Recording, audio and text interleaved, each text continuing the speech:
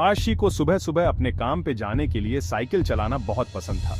अखबार का दफ्तर उसका इंतजार कर रहा होता था, टाइपराइटर की आवाज और ताजी स्याही की खुशबू से भरा हुआ। उसकी साइकिल ठंडी हवा में तेजी से आगे बढ़ती।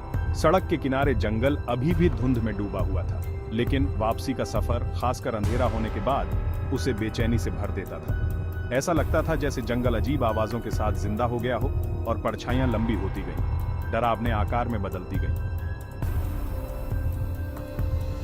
दीवार पर लगी घड़ी मानो रुक गई हो। आखिरी समय नजदीक आ रहा था और रश्मि बाकी टीम के साथ आखिरी मिनट में होने वाले बदलाव और संशोधन में फंस गया था। रात गहरी होती गई, जंगल की जानी पहचानी आवाजें एक भयानक सन्नाटे में बदल गईं। आखिरकार आधी रात के करीब आखिरी पन्ना छपने के लिए भेज दिया गया। रश्मि अंधेरे में बाहर निकला। उसकी भरोसेमंद साइकिल आज उसे पहले से ज्यादा भारी लग रही थी। हवा में एक अजीब सी उमस और भारीपन था जब रश्मि ने जंगल में साइकिल चलाना शुरू किया। चांद एक पतली सी कटार की तरह था जो घने बादलों के पीछे छिपा हुआ था और रास्ता घुप अंधेरे में डूबा हुआ था। सन्नाटा बस पत्तों की सरसराहट और उल्लू के चिल्लाने की आवाज से ही टूट रहा था। हर सरसराहट से उसका दिल तेज हो जाता, हर परछाई उसका पीछा करती हुई दिखाई देती थी। उसने तेज रफ्तार से पैडल चलाना शुरू कर दिया। उसका डर उसके पैरों को गति दे रहा था। एक हल्की सी आवाज, जैसे कोई दबी हुई सिसकी, उसके कानों तक पहुंची। वह रुक गया और गौर से सुनने लगा। सरसराहट तेज हो गई, साथ में भारी भारी कदमों की आवाज भी आ रही थी। उसकी रूह कांप उठी। वह उस आवाज को जानता था, किसी के या किसी चीज के दौड़ने की आवाज, उसके करीब आने की आवाज। दहशत उसके ऊपर हावी हो गई। उसे जंगल से बाहर निकलना था और वह भी जल्दी से जल्दी।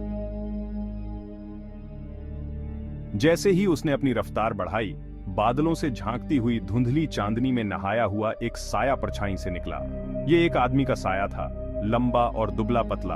उसके कपड़े फटे और गंदे थे, लेकिन यह उसका चेहरा था जिसने रश्मि को हड्डी तक हिला दिया। पीला और खींचा हुआ, आंखें जो एक अजीब रोशनी से जल रही थीं। रश्मि को दोबारा बताने की जरूरत नहीं थी। उसने अपनी पूरी ताकत से पैडल चलाना शुरू कर दिया। उसके फेफड़े फटने लगे थे, उसके पैर आराम के लिए चिल्ला रहे थे, लेकिन वह साया उसके साथ साथ चलता रहा। उसके पैर धूल भरी सड़क पर कोई आवाज नहीं कर रहे थे। भूतियां चीखें जारी रहीं, जो अब और करीब लग रही थीं, पेड़ों से गूंज रही थीं। रश्मि का दिमाग तेजी से दौड़ रहा था। उसका डर उसे अपनी चपेट में लेने की धमकी दे रहा था।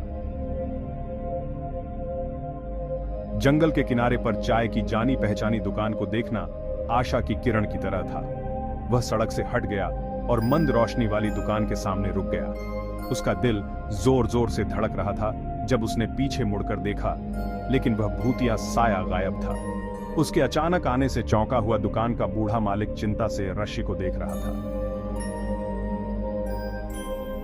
कांपते और हांफते हुए रश्मि ने अगली सुबह अपने पिता को अपना भयानक अनुभव सुनाया। उसके पिता ने धैर्य से उसकी बात सुनी। उसके चेहरे पर गंभीर भाव था। तुम जो रास्ता लेते हो वह सुरक्षित नहीं है रश्मि, खासकर अंधेरा होने के बाद, उसने कहा। कई साल पहले उस सड़क पर एक आदमी की हत्या कर दी गई थी।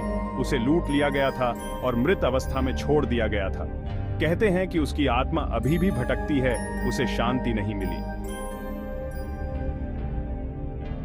रश्मि ने सुना, उसका खून जम गया।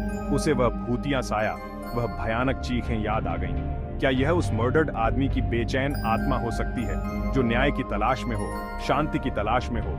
यह सोचकर उसकी रीढ़ की हड्डी में सिहरन दौड़ गई। वह तब जान गया था कि वह उस सड़क पर अंधेरा होने के बाद फिर कभी अकेले यात्रा नहीं करेगा। उस छोटे से शहर में भूतिया सड़क की कहानी एक भयानक किंवदंती बन गई।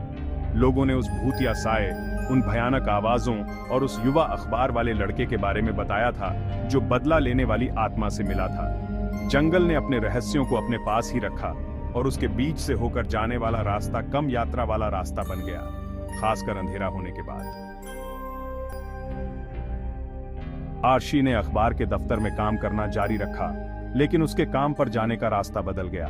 वह अलौकिक के साथ अपनी मुलाकात को कभी नहीं भूला।